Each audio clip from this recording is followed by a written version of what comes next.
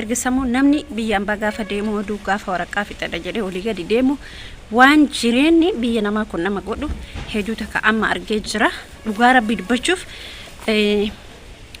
namni laafan biyya keenya keessatti baay'ee galee hin danda'u wallaahi lasiim dhugaan isin jedha dhugaa rabbii baay'ee ulfaata jechuudha obboleeyyan kiyya biyya kana keessatti baatee galuu waan tokko fixachuuf waraqaa tokko fixachuuf baay'ee tokko deemu gaafa eegaltu processiin isaa umrii kee guutu si fudhata jechuudha. Assalaamu alaykum warahmatullahi wabarakatuh. Kam jirtu naga keessanii fayyaa keessanii anillee alhamdulillah galata rabbii naga jira isinirraa addaan baatee jira haaluma jireenya haaluma xiqqishuu isii waasi sirreeffadha jedhee olii gadi fiigaa ajje fiigaas fiiga jechuudha. Jireenyi biyya kana keessatti namni waa xumuradha waa fixadha jedhee biyya kana keessatti dhugaa baay'ee ulfaata. Dhugoon isin baay'ee ulfaata. Hedduu takka ulfaata baatee galuuf baay'ee ulfaatadha. Deemsa baqa nakka finfinnee jedhamtu suni adda taarika jechuudha. Ani baqa natu wallahi lazim hedduu takka ulfaata.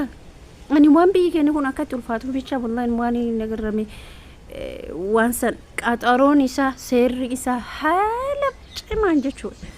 haala baay'ee ulfaatan xumuran ibalu biyyaan baademo ibalu Amerikaa deemo ibalu Uganda Canada heda ibalu Saudi heda Kuwait heda maal heda jedhan sun dafqa ufii kana gajjiisee biyya namaa kana deema dafquma ufii kana jijjiiree dhiigum ufii kana dadhabe achini kana gaafa achi kaanee jennu ufitti akiti nu qoosnu nu beena mallaqa keenyatti ni qoosna humna keenyatti ni qoosna barumsa isin ta'a obboleeyyan kee biyya namaa kana deemuun ani sakkaa jiru kiyyarratti akkan argeen beeku ani jiru kiyyarratti akka baran argee jechuudha likki kudha shanii tokko ni deemta waraqaa fixachuuf yookiin immoo walirra takattaltee torbee tokko dhaabdee achi hootee bakka baay'ee ulfaataadha dhugaan isin jedha biyya namaa kana deemuudhaaf hedduu takka baay'ee namatti ulfaata haalli isaa baay'ee cimaadha rabbiin nu halaafisu kanaaf maal isin jechuu barbaade warroonni biyya namaa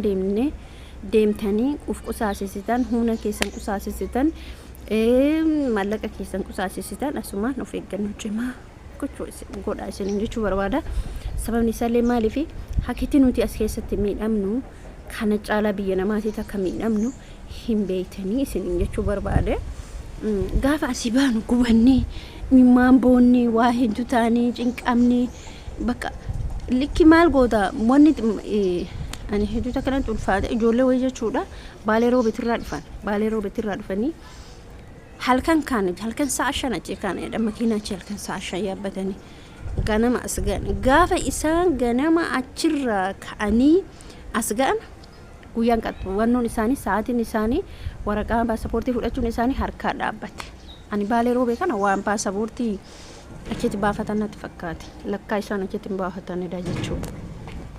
Kanaaf dhugaa rabbii isin jedha biyya kun makaraa hedduu qabaa rakkina hedduu qabaa dhiibbaa hedduu qabaa waa hojjetuuf waa hedduu baay'ee miidhama qabaa viidiyoo ijoollee yoo argitan kan taatu viidiyoo asirratti argitan kana waqtii yoo irrattis argitan taate waan nuti hojjetaa jiru laala waan nuti irra jiru laala akka biyyaa baanu akka biyyatti deebinu mallaqa keenyatti akka nuti taphannu karoora mataa keessanii of dandeettan tokko baafatu qabdan karoora mataa keessanii baafatan karoora mataa keessanii gaafa baafattan waa tokko si argattan bannetti inni karoora mataa keessatti baafattu maa inni akkamitti mallaqa kee harkatti qabachuu danda'a yookiin immoo wantoota garaagaraa gruupii adda addaa dhumnee ijoollee namoota mallaqa keessan akkaawuntii keessan irratti galchatu walii dalagu gonkuma waa'ee biyyaa dhiisa waa'ee warraa dhiisa waa'ee jaarsa keessanii waa'ee jinni keessanii inni guddaan kasirraa eegamu kaati hojjetuu dandeettu maa inni mallaqa kee akkaawuntii kee akka hin banamnetti loqaawutti akka gootee yookiin immoo tuyyuu gabii malee baasiin akka hin danda'amnetti gootee baafattee hojjetta خلاص dhumatee jira jechuudha. Kanaaf inshallah waan hundumaa rabbiin nu halaafisu jajjabaadha ofiitti taphatina humna keessanitti taphatina mataa keessanitti taphatina. Ani dhugaa rabbi argee jira baay'ee kalfaatu biyyuun duraan waata kan beeku waata kan arginu humaanatti fakkaatu jechuudha. Garuu amma خلاص baay'ee matti daangaa dabarfataadha. Wanni amma akkitti haalli biyya keenya amma waa hunduu jireenyi qaala'ee gabbaatu qarshii xiqqaan galtee hin dandeettu. Yoo dhabde namni si gargaaru hin jiru. Achi ooltee achi bulta.